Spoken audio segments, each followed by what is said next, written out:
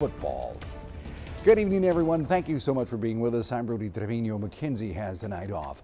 One man is dead following an accident near Sandia. It is our top story tonight.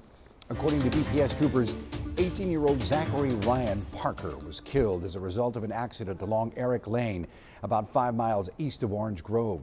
An investigation into the crash indicates the driver of the pickup was driving recklessly just before 4 in the morning last Saturday. Parker was apparently riding in the back bed of the pickup truck and was thrown out onto the roadway. He was taken to the hospital shortly after the accident. He died from his injuries on Wednesday. DPS troopers say at the time of the crash, the driver admitted to drinking alcohol, but no charges have been filed as the accident is still under investigation. Meantime, friends and family are organizing a benefit for Parker beginning at 5 p.m. tomorrow at Waldron